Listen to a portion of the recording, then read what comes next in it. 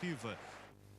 Avançamos agora com a rubrica A Última Fronteira. Está connosco o Miguel Gonçalves, o coordenador nacional da Sociedade Planetária. Bom dia, Miguel. Bom dia, Cristiana. Começamos a viagem desta semana com um duelo estelar altamente energético. Sim, olha, vamos falar sobre um caso, vamos visitar uma vez mais o casamento estelar entre duas estrelas, tal como já aconteceu na semana passada, e vamos contar um daqueles casos em que, uma vez mais, uma coisa é teoria, outra coisa é observação que contradiz a teoria. Nós, na semana passada, falámos sobre duas estrelas, em que uma delas, chamada uma estrela do tipo Wolf-Rayet, poderia estar à beira da explosão e emitir uma grande quantidade de raios gama.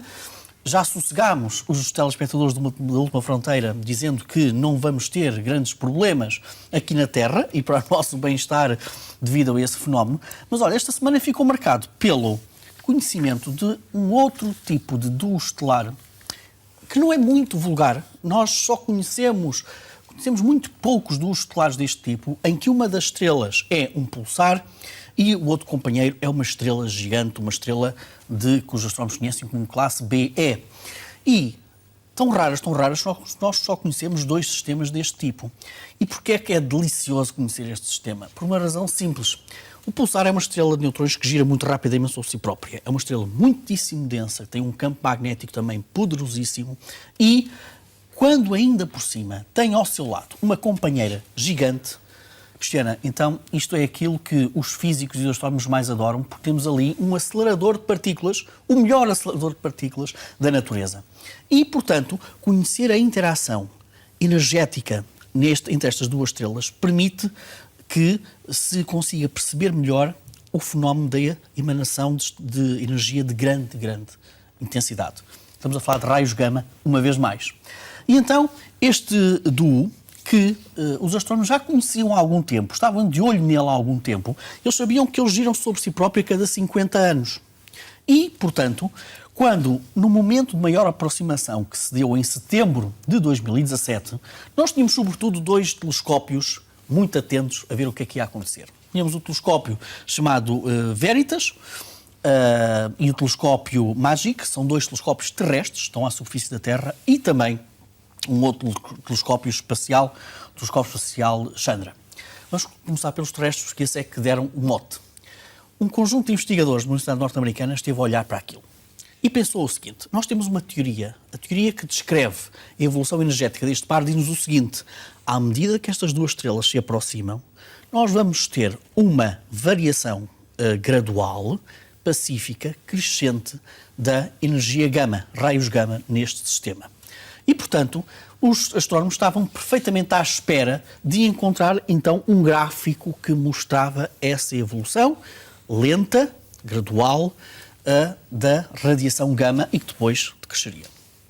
Pois é, mas isso era a teoria. O que é que dizia a prática? O que disse a prática? O que disse a prática é que, à medida que eles foram lendo a radiação gama daquele sistema, foi a loucura, Cristiana, por dois motivos. A radiação gama foi muito mais intensa em quantidade do que aquilo que a teoria diz. E, como se isso já não bastasse, a variação foi absolutamente selvagem. Quer dizer que, de um dia para o outro, nós tínhamos, por exemplo, variações em escala 10 vezes superior ao dia anterior. Algo que não consegue explicar a teoria que nós conhecemos sobre esta evolução. Isto quer dizer o quê? Quer dizer que todos aqueles fenómenos que os astrónomos, que os físicos sabiam que podia acelerar as partículas, porque no fundo nós estamos a falar de eletrões que são acelerados a velocidades absolutamente astronómicas, é mesmo esse o termo, todos os mecanismos que nós conhecíamos falham no fundo nesta observação. Tem que haver outro tipo de mecanismos de interação energética entre as estrelas que permita explicar por que razão é que, nós temos muito mais energia gama do que aquilo que estávamos à espera, e 2, é muitíssimo mais variável. É impossível corresponder àquilo com a teoria.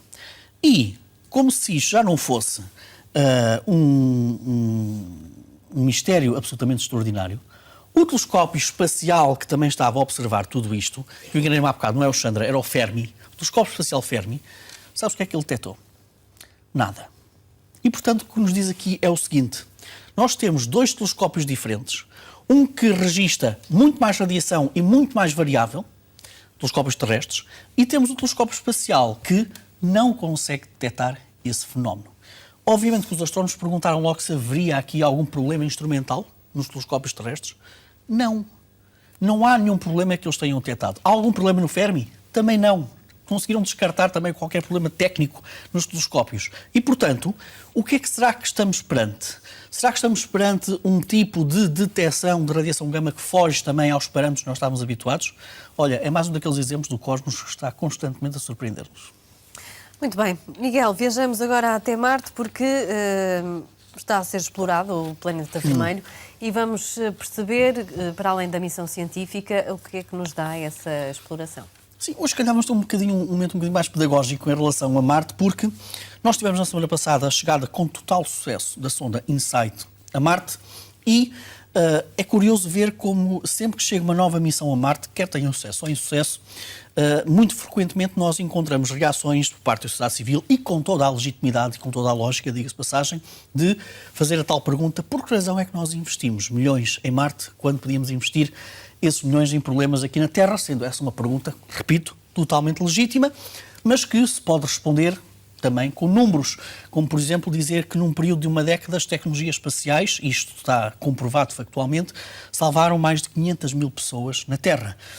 É um investimento na ciência que tem retorno muitas vezes em múltiplos, 2, 3 para a sociedade, com investimento na economia, com a entrada de dinheiro na economia, de uma série de outras coisas. Mas eu achei também muito interessante nós trazermos aqui alguns exemplos de como é que a exploração em Marte, em particular, deu-nos outro tipo de produtos e outros tipos de comodidades. Olha, por exemplo, o Casey Bot da Vecna é este cavalheiro que nós estamos aqui a ver. É um robô que se tem tornado cada vez mais essencial em muitos hospitais, não só americanos, mas também na Europa, para tratar de todo um conjunto de questões logísticas à volta do funcionamento do hospital. Sabes como é que isto nasceu? Este robô nasceu precisamente com o investimento em rovers em Marte. E, portanto, temos aqui também uma aplicação clara daquilo que é a exploração Marte, neste caso ao serviço dos nossos hospitais. Depois, um outro exemplo, os airbags da missão Pathfinder. A NASA, estamos a falar de uma missão dos meados da década de 90, esses airbags, obviamente, foram construídos com um tipo de material que teve que ser especial precisamente para as condições de Marte, muitíssimo mais exigentes. Olha, sabes, deu origem a isto que nós estamos aqui a ver. Deu origem a uma proteção contra facadas, que é comparável às placas de aço rígidas, e a um tipo de blindagem contra balas de arma curta e que é utilizado neste momento também pelas forças de segurança e também já salvou, obviamente, uma grande quantidade de vidas nas forças de segurança. E tem, uma vez mais, como origem a exploração em Marte. Ou, por exemplo, uma empresa chamada Berkeley Earthmine que utilizou precisamente o software de representação tridimensional do terreno em Marte para aplicá-lo na cartografia da Terra com uma eficácia e com uma precisão nunca vista até hoje, e repito, teve como origem a representação 3D em Marte.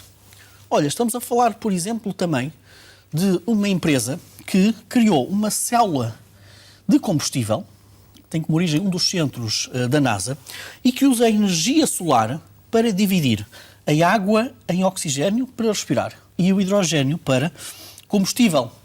De onde é que isso nasceu?